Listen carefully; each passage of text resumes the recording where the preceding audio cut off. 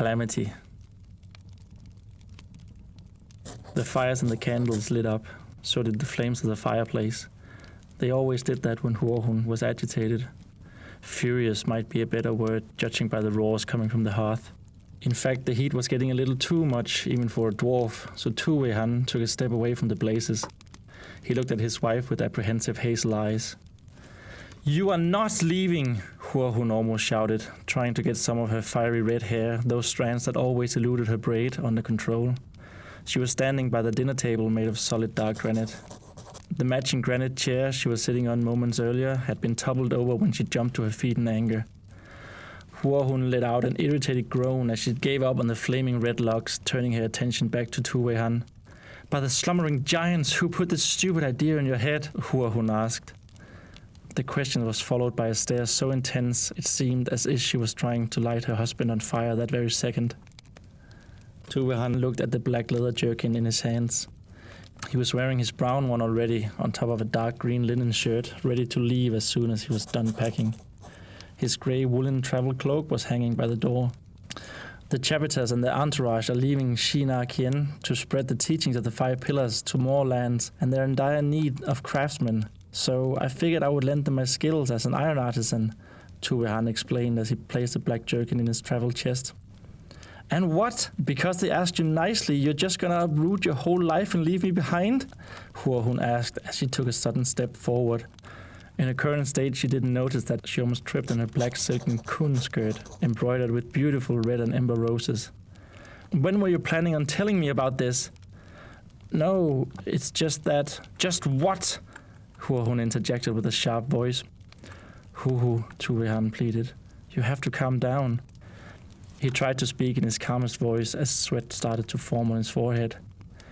"Don't hoo-hoo me," Hu'orhun protested, never breaking her stare. Tu'wehan could feel her eyes like ruby red daggers that bore into his soul. He wasn't sure which was worse, that or the blazing heat. "No, Tu'wehan paused for a moment to make sure that he chose the right words. "I didn't just mean me, I meant the both of us. I want you to go with me so we can continue working together as we always have, and being together. I mostly want you to travel with me so we never have to be apart. It's true, I've already made preparations for you to join as well." Hu'orhun replaced her stare with a look of angry confusion. "How long have you known that these humans were leaving?" For a second or two, Tu'wehan just looked at his wife. And then he answered with a nervousness clinging to his voice. "For a couple of weeks." "For a couple of weeks!" A burst came from every source of fire in the Monarch Weaver household as Hu'orhun shouted the words back to her husband. "And for all this time it didn't occur to you to talk to me about this?" "It did, and I tried several times, but..." "But what?" "I just..." Tu'wehan sent her another pleading look. "I just couldn't." Hu'orhun wasn't quite sure what to do with that information. "Why couldn't you tell me?" she asked as the heat in the room dissipated a bit. "I was afraid of..." Tu'wehan needed to find a little more courage before finishing the sentence. He knew how it sounded even if it was true. "Afraid of how you would react." He didn't look at her, but kept packing his wide-sleeved Shidu robes as he finished. Hu'orhun tried to digest that answer. "And you thought this was the way to do it?" she finally muttered. "No, Tu'wehan had nothing. The pair stood in silence, looking at each other. The daggers had dulled, however, as Tu'wehan noticed the beginning of tears forming in the narrow corners of Hu'orhun's eyes. Tu'wehan was the first to break off as he went up the small steps to their bedroom for more clothes to pack. "Think of all the good we could do if we traveled together," Tu'wehan said loudly from the other room. He didn't wait for a response before continuing. Somehow he found it easier to speak with his wife not in sight. "We could maybe even teach the humans some proper blacksmithing, you and I. You should see some of the flimsy tools and whatnot." Tu'wehan chuckled a bit behind his small but full chestnut beard as he re-entered the large dining room. A chuckle that quickly faded as he saw Hu'orhun standing in the exact same spot, not having moved a muscle. And she was still staring directly at him. "But most importantly," he added in a sincere tone, "we belong together, you and I, at the forge and in life." Do we now? Hu'orhun countered. And this is how you expressed to me that we belong together, by suddenly leaving, never having said anything to me. Tu'wehan knew she was right, but dodged the question. You have to come with me, Hu, he exclaimed, probably a bit louder than intended. You know how great we are in the smithy together. When you are handling the fire and I'm at the anvil, I feel like we can make anything together. Things that could compare to what the first dwarves made in the stories. Don't be ridiculous, Hu'orhun scoffed as she dismissed her spouse's claim. You know it, I know you do, Tu'wehan continued. When you truly feel the flames and the metal starts singing to me, I swear it's as close to magic as you can get. Tu'wehan had stopped packing and instead walked towards Hu'orhun. And you also know that I'm not the only one to think so. Or do you question the will of our Green Empress?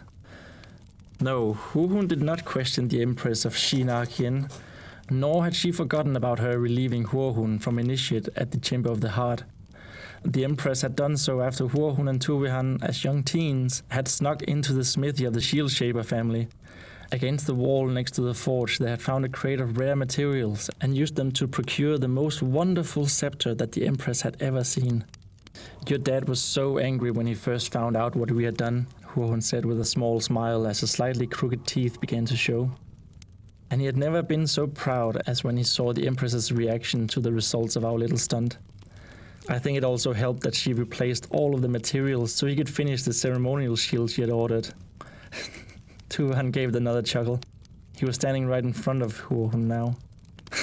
Sometimes I wonder if it was just because he didn't take a loss and not so much that the Green Empress engraced us with her kindness. They both looked at each other smiling, although Hu'orhun's eyes were still wet.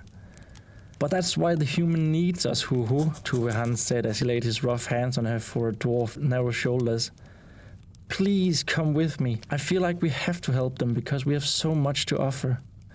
Tu'wehan had always been such a helpful and caring person, Hu'orhun thought to herself. It was actually one of the biggest reasons that she loved him so much.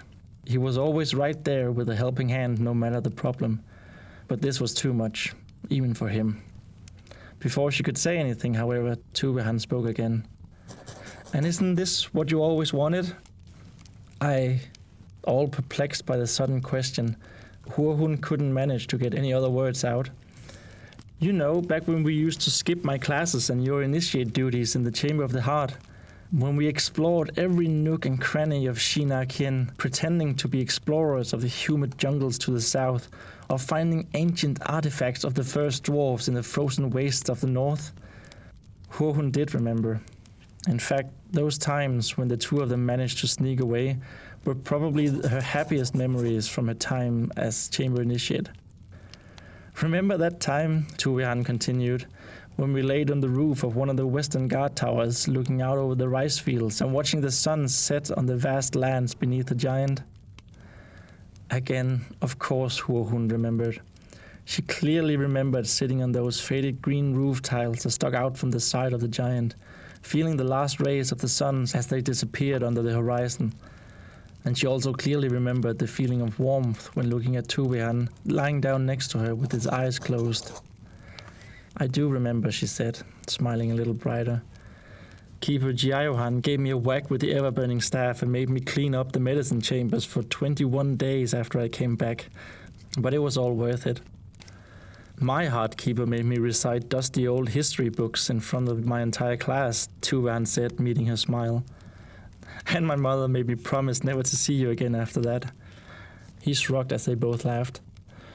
I also remember that you, on that roof, made me swear that we would someday travel to the other slumbering giants that are out there.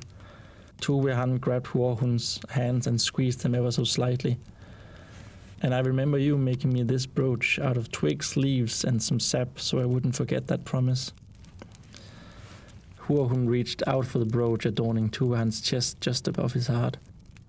You've always worn it ever since, she stated, and felt her eyes welling up again. It was so long ago. I'm surprised it's still intact. I will never let it break, he told her, but I have had to mend it a lot. It's not made of the sturdiest of materials. Tu'wehan's smile turned cheeky as she looked at Hu'orhun, awaiting her response. This time it was her turn to let out a chuckle. You even wore it on top of your fancy brown shidu when we wed. I did. That time it was you who made the promise and not me forcing you to swear, Hu'orhun recalled. I did that too. It was important for me to let you know that I meant it. The two of them got back to simply standing there. Tu'wehan was looking at his wife's fair, round face, while Hu'orhun was fiddling with his brooch. The anger and desperation had left the room, if even for a moment. Hu'orhun was the first to break the silence. I'll never forget the pain of waiting for you to turn 20 so we could get married, she said, still looking at the brooch. Me neither. And I'll never forget the pain that came next and was so very different either.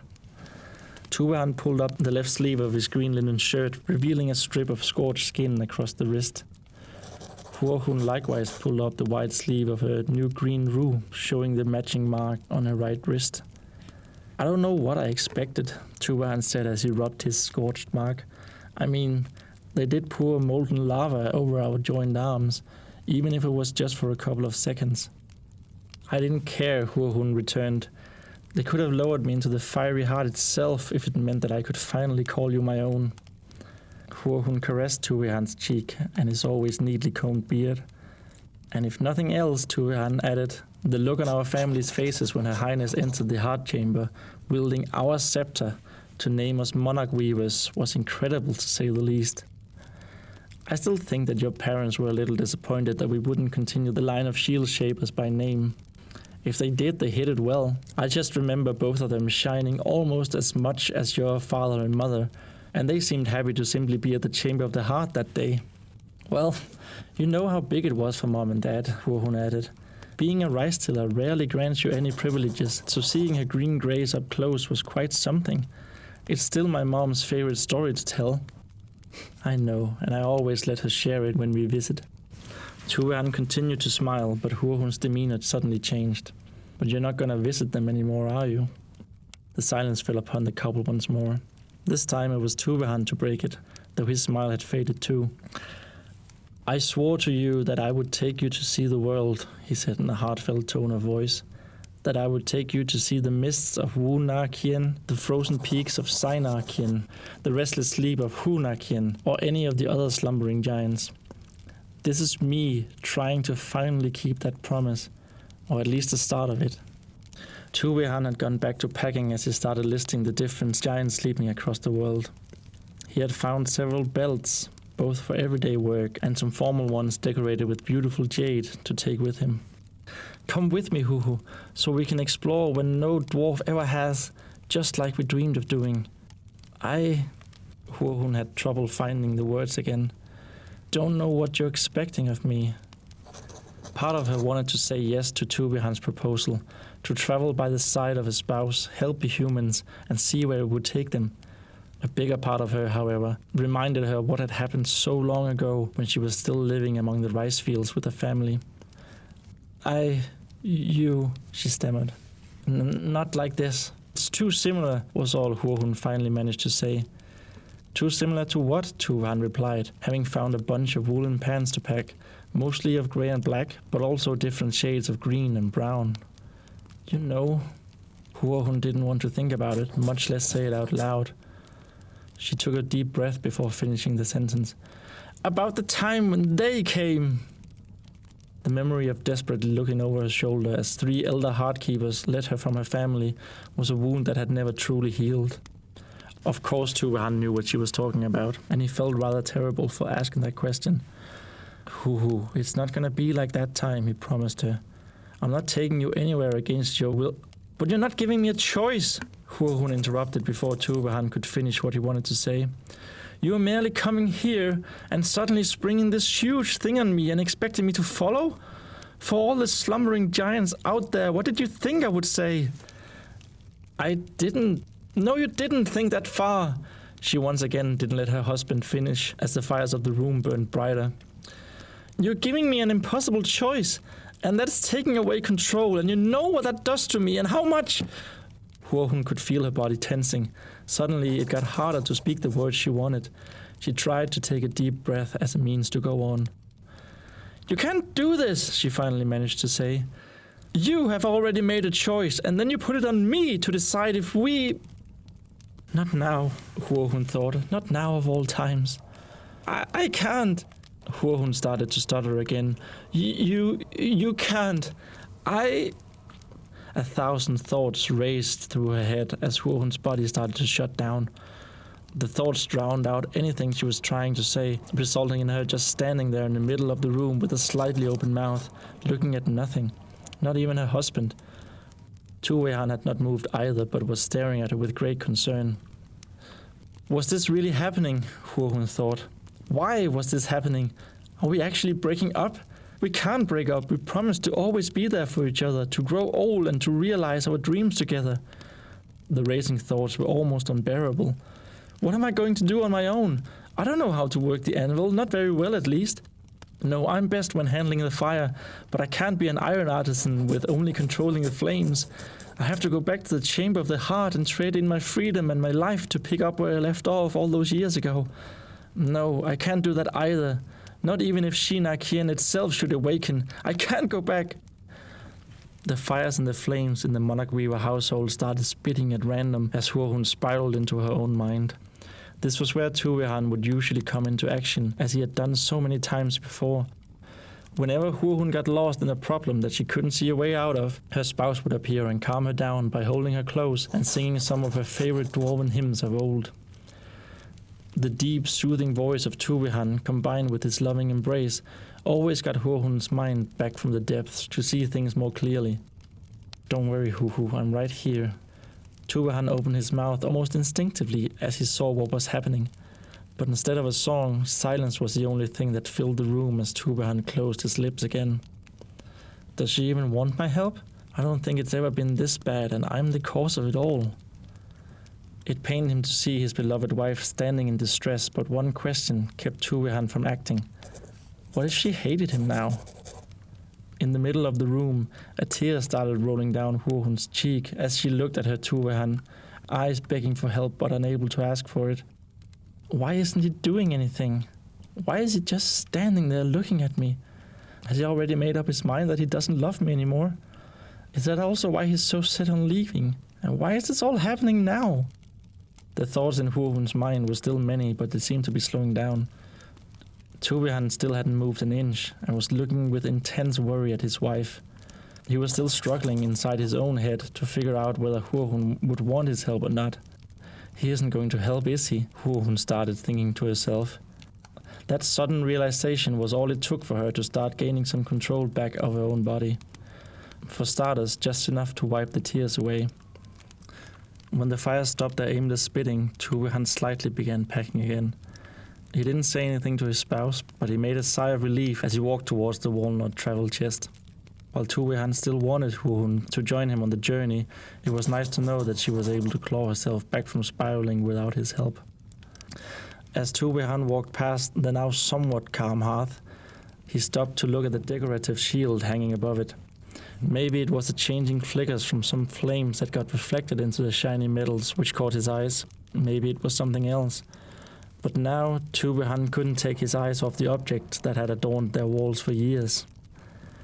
The beautiful heater shield was a gift from the shield shapers, made by Tu'wehan's father when he and Hu'orhun had started their own blacksmith. The polished iron shield was topped with the head of a golden four-tinned hoe. Center to the work, a silver loom was depicted, from which threads combined in an ornate scepter much like the one that the couple had made in their youth. All of it was intertwined by flames of gold. Across the bottom curvature, the shield was ornamented with an iron banner in which monarch weavers stood engraved in dwarven seal script. Tu'wehan made a slight smile as he remembered the day his father gifted them the shield. It had been one of Tu'wehan's proudest moments. "I want you to have our shield," he said. "That is, of course, if you decide to stay here." "Why?" Hu'orhun asked almost before Tu'wehan could finish talking. "Why? It was a gift for the both of us, and I figured you could..." This time Hu'orhun did interrupt her husband before he was done. "No, not the shield," she said in the most indifferent tone. "Why have you chosen now, of all times, to leave with the humans?" Hu'orhun's expression had changed to more inquiring than the helpless one she was trapped in a minute before. In the myriad of thoughts and questions, this one kept coming back. "Why not wait until we're both ready? Then we could leave Zhi'Na Qien together like we always planned." A moment went by before Tu'wehan answered. You know why? I just told you, he finally muttered. The chapiters and their entourage haven't got any skilled blacksmiths, so I'll be lending them my aid. We will be, if you decide to come with me. No, that's not the reason. Hu'orhun sounded a bit more cold than she intended. I need you too, so why aren't you determined to stay? That's why I want you to... Once again, Hu'orhun didn't let Tu'wehan finish. Your whole family is here too, don't they need you? And what about your sacred duty? What sacred duty? Tu'wehan responded, avoiding the original questions. Don't pull that. Hu'orhun countered him, half mockingly, half annoyed at her husband's gall to ask that question. You know damn well that it's the sacred duty of the Dwarves of Zhi'Na Qien to make sure the giant never wakes from its slumber. But wouldn't we have broken our sacred duty anyway, if we would have left eventually? Tu'wehan had found a bunch of leather aprons to pack and was once again on his way to his travel chest. Well, it would have been the two of us, and Hu'orhun struggled to come up with an argument.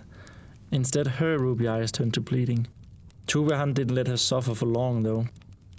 Do you actually believe what they preach at the Chamber of the Heart? He asked, stopping the packing of the leather aprons that he usually donned by the forge. Have you actually ever seen proof that the giants are alive, and that it should be our duty to keep them in their slumber?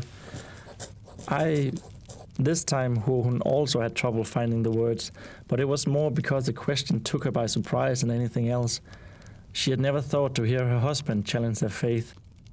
What do you mean? She eventually said. We've both been coming to the Chamber of the Heart since we were born. We've seen all the rituals firsthand that the Heart Keepers perform to prevent the awakening from happening.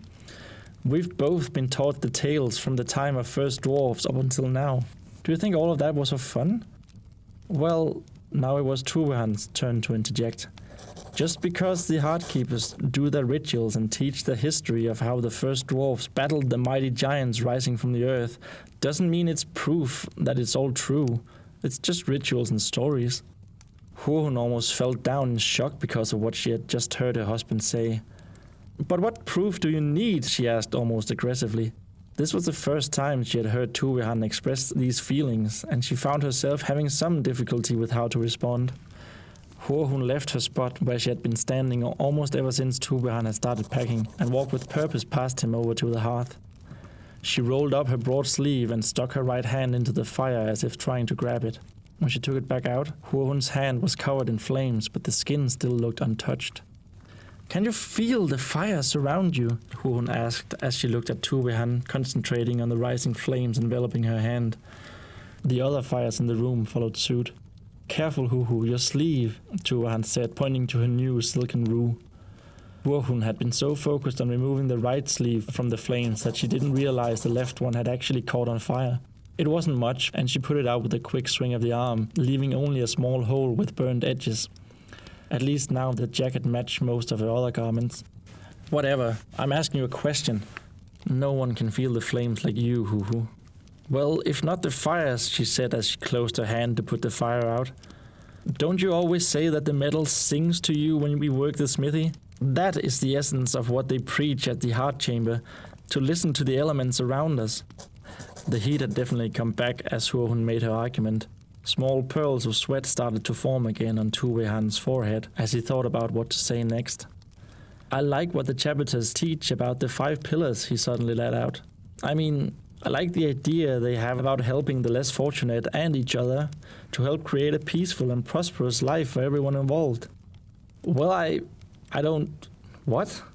Hu'orhun was both a little baffled by Tu'wehan's change of subject and his knowledge of the humans' religion. How do you know what the chapters preach? Chapiters, Tu'wehan corrected. Whatever. You haven't seen them preach more than those couple of times we passed those chapitans on the chamber terrace, have you? Hu'orhun had a bad feeling about that question, but she also felt a strong urge to ask it. They're called chapiters, Tu'wehan corrected again, but he wasn't quite sure why. Just answered the question. Tu'wehan took a deep breath before saying anything. He looked his wife deep in her eyes before continuing. I've been more engaged with the chapiters and their company than you probably know, he finally admitted. Hu'orhun was quite unsure how to react to this new information, yet she still found herself asking another question. When have you been more engaged with them? Lately, I've been timing my deliveries and my trips to the miners around when the chapters have been giving their teachings, Tu'wehan answered. The Dwarven aren't particularly great, but it's been getting better, and I've listened to them a fair amount. I've even been helping them here and there with problems like fixing wheels on their carts or carrying things. You know how humans aren't the strongest bunch, Tu'wehan ended, forcing a smile. Once again, Hu'orhun merely stood there doing nothing, though this time in front of the fireplace. As she was staring at Tu'wehan in utter disbelief of what he was telling her, he continued. There's this one chapter called Peter who I've learned quite a lot from. He's also the one that told me of that charge to spread the teachings of the 5 pillars and how they're in dire need of skilled blacksmiths like me and like you, my sweet Hu'hu. The way Tu'wehan phrased that last sentence gave Hu'orhun a small sting in her stomach. And what proof do they have that these 5 pillars are real? She asked rather snarkily, if proof is so important to you. Chapter Peter has healed some of my smaller wounds with his blessed water. Is that all? The heart keepers heal wounds and injuries all the time. Why aren't the slumbering giants real all of a sudden? Tu'wehan had moved on to packing shoes, but he stopped for a little while to think. It didn't hurt when Chapter Peter healed me with his blessed water, he said with his head looking down to the floor. What's that supposed to mean? You know the searing of the wounds that happens when the heart keepers heal with their fire? Tu'wehan reminded her. And they always leave a scar. I never thought the pain was that bad, Hu'orhun responded hesitantly. Besides, wounds scar when they heal naturally, so what's the problem if it happens when the heart keepers heal with their fire? As long as a wound is treated and you can go along with your life just fine afterwards. Well, the chapter's blessed water might have felt strange, but it didn't really hurt, and it didn't leave a scar. Not a noticeable one anyway, and I quite like that. Tu'wehan was still looking at the floor and not at his wife when talking. Besides, that's not the only reason. He barely whispered that last part to himself, but Hu'orhun still heard him. What other reason is there? She instantly asked. Or should I say proof? There was this time when Chapter Peter performed the Iron Burden in front of everyone, Tu'wehan said with a slight shake in his voice. Remember that? Somewhat, Hu'orhun said, downplaying her memory of the event. But of course she did. In fact, it was so rare that it had been the only Iron Burden to happen so far in their lifetime. It happened right there on the chamber terrace. We both spectated as Chapter Peter grabbed and held the glowing hot iron mace that the heart keepers presented to him. And you also saw how little strain his hand showed afterwards. I'm sure it was some kind of trickery, Hu'orhun dismissed. Peter told me how he and the other chapters soaked their hands in their blessed water before lifting the mace. See, I told you so, Hu'orhun countered, quite pleased with herself and her ability to call out the human preachers. It was all just a trick. But don't you see? Their blessed water was given to them directly by angels, these divine winged beings of Haven. And if it can protect that well against something so hot, then there has to be something to the 5 pillars and their teachings. Peter has even told me that he has seen some of these angels once taking a deadly ill believer to a better place. And if Haven is real, that means the 5 pillars are real, which in turn would mean... Tu'wehan, who was now looking directly at Hu'orhun, suddenly paused before once again looking down at the stone floor of their home. His voice had also started to shake even worse just before he stopped talking. What would it mean? Hu'orhun asked. Tu'wehan didn't answer, but instead kept eyeing the stone in the floor. What would it mean, Tu'wehan? Hu'orhun asked a second time in a sharper tone. Unlike her husband, her gaze was fixed on the person she was talking to. But Tu'wehan still didn't answer. He couldn't, because deep down he knew that if he spoke, he would say something that he didn't want to say. Something he didn't want to admit. Something that he hadn't even admitted to himself. Tell me now, Tu'wehan Monarch Weaver, Iron Artisan of the Shield Shaper line, what would it mean if your precious pillars were real? Not only was Hu'orhun's voice as sharp as her ruby daggers could be, but Tu'wehan could also feel the heat rising again at an alarming rate. Tu'wehan raised his head and looked at Hu'orhun with begging eyes, but his begging was not met with any form of friendliness, and so Tu'wehan bursted out that which had been weighing him down for quite some time, that which he had been afraid to say out loud to anyone, much less himself, that which was the real reason he had decided to leave Zhi'Na Qien. Because I don't know how far I have to climb to reach Haven when I die. Hu'orhun, now more confused than ever, could hardly muster a word to question what Tu'wehan had just said. But in the end, she didn't have to. It's what I learned from Peter, Tu'wehan continued, almost stumbling over his own words. You have the 5 pillars, which is everything good in the world, representing Haven with life, peace, feast, prosperity and vigor. But they're not just a representation of Haven, because opposite them are the broken pillars, symbolizing all that is wrong and immoral of the world. And when you die, or when the day of judgment comes, you have to climb your own 5 pillars in order to reach Haven and the everlife. And the height of your pillars are determined by how much you sinned in your life and strayed from the virtues of the 5 good pillars. And you know that I'm not a very good climber, Hu'hu, so I have to make sure that I start living by the teachings as soon as possible, so that my 5 pillars are as low as they can get just to be safe and not fall to the eternal pillars of one of the broken ones. Overwhelmed by Tu'wehan's explosion, Hu'orhun tried to find something to say as her spouse caught his breath. You actually really believe... Hu'orhun was interrupted mid-sentence by a loud knocking. They both stood in silence, looking at the heavy oaken door in the ornamented stone arch of the outer wall. Tu'wehan turned towards Hu'orhun as another 3 knocks came from the door. However, this time it was his look to be met with a pair of begging, misty eyes, telling him not to open or say anything. Closing his own eyes, Tu'wehan took a deep breath and turned to the still closed door. Come in. Hu'orhun was the one to close her eyes now, resulting in a couple of tears running down her rounded cheeks as she heard her husband invite whoever was on the other side of the door into their home. The door opened with a heavy creak, and in entered a tall, pale human with long, slightly greasy grey hair and a full beard to follow. He had to bow quite a lot in order to fit through the oaken door made for dwarven heights. Havenum vidae et, the human exclaimed with big, joyous lapis eyes and widespread arms. No one answered immediately. It took a little while for anyone to break the silence. Videum a colineus et, Tu'wehan finally said in return. It means... He stopped himself as he again looked to Hu'orhun, her head shaking ever so slightly with pressed lips and wet, disappointed eyes. The human, quickly sensing the tension of the room, cleared his throat before also turning to Hu'orhun. My name Peter. Chapter Peter. And I from 5 Pillar Teachings Company. Come. The introduction from the human was indeed in broken Dwarvish, but was nonetheless understandable, and followed by an extended hand, a traditional human greeting. Their way of saying hello to each other was one of the few things that Hu'orhun knew about the outsiders. You Hu'orhun? Peter asked. Hu'orhun didn't meet his greeting, and only managed to scoff at the question while giving Peter the same look Tu'wehan had received. I see.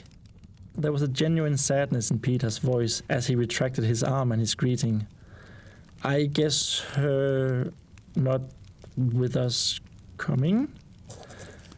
As broken as Peter's Dwarvish was, Hu'orhun couldn't help but be a little impressed by his abilities, even in her current state. After all, the humans had only arrived at Zhi'Na Qien 3 or 4 months ago. Ready, you? Peter asked Tu'wehan. I am, just about. Kneeling down, Tu'wehan closed and secured the lid of the travel chest, thus confirming what he had just said. He didn't look at Hu'orhun until he stood up. Tu'wehan's own eyes were teary as well.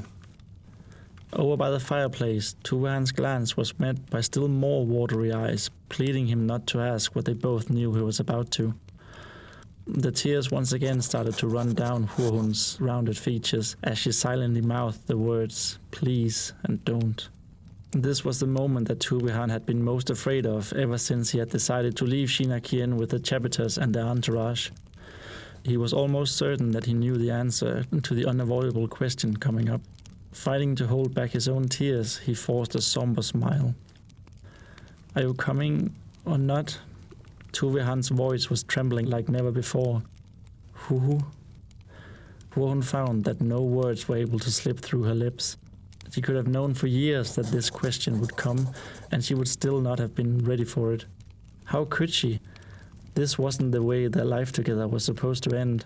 But when her love asked that fateful question, the words were written on their last page. As much as Hu'orhun loved the man in front of her, and as much as a part of her wanted to go with him, she simply could not.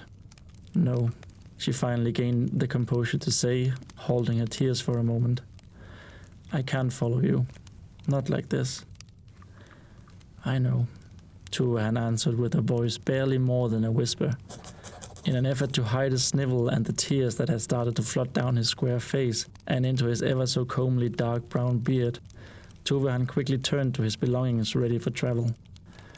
Okay, he said to Peter, who had been wordlessly waiting and whose eyes had also started to water. Shall we? Tu'wehan wiped his large boxy nose on his green linen shirt sleeve, grabbed his toolbox with one hand and one of the leather straps of his travel chest with the other. As Peter grabbed a hold of the matching strap on the opposite side, they lifted the chest up and started making their way towards the door. Don't go, Hu'orhun heard herself say. Much to everyone's surprise, but mostly Peter, who suddenly found himself holding the travel chest alone, Tu'wehan almost threw the items in his hands to the floor and ran to Hu'orhun on his stout dwarven legs. It resulted in large thunks and clanging of blacksmithing tools as he flew out of the toolbox and scattered across the stone floor. But Tu'wehan could not care less. When he reached his love, Tu'wehan seized her in a strong embrace. He couldn't stop sobbing as he held her as tight as he ever had. Feeling Tu'wehan's strong arms around her, as well as the dampness of his tears as he pressed his face and beard against her neck and collarbone, Hu'orhun closed her eyes and laid her own arms tightly around him in return. The sobbing of Tu'wehan slowly turned to a deep, melodious humming, and for a breath or two, Hu'orhun felt a touch of serenity. The warmth of holding each other in their arms, together with the harmonic sounds of Tu'wehan's humming, almost made Hu'orhun feel as if everything was going to be all right after all. However, the peaceful respite soon turned to dread as Tu'wehan's humming turned to song. When she recognized the old dwarven ballad of farewell, the weight of what was happening came rushing back, and so did the tears to Hu'orhun's now wide-open eyes. Tu'wehan gently pushed himself away just a little. As he clutched Hu'orhun's hands in his own, his hazel eyes looked at her with a sadness she never knew they could, while continuing to sing.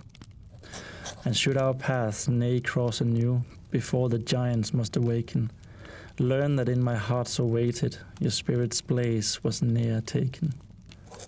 Tu'wehan's deep voice wasn't trembling anymore when he tenderly moved Hu'orhun's elusive locks of fiery red hair away from her face and behind her beautiful ears. And as he finished the song, his floods had turned back into single tears.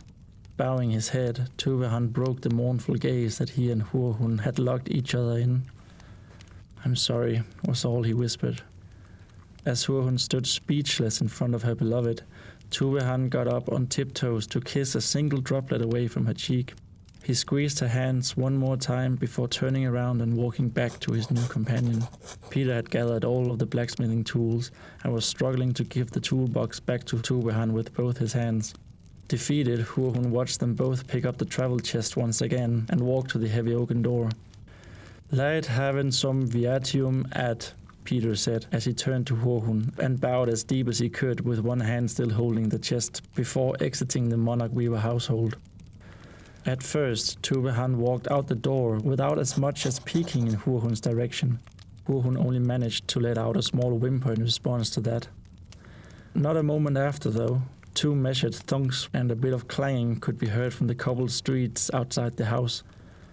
I forgot this, Tu'wehan said as he re-entered the doorway with half his body and reached for the grey woolen travel cloak on the wall. And also, I forgot to say goodbye, Hu'hu. Their eyes met a final time as Tu'wehan said goodbye. There was no water left in any of them, neither the ruby nor the hazel ones. Hu'orhun was slowly moving her head from side to side as their looks lingered.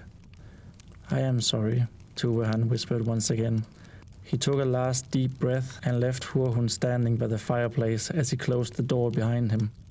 Alone, abandoned.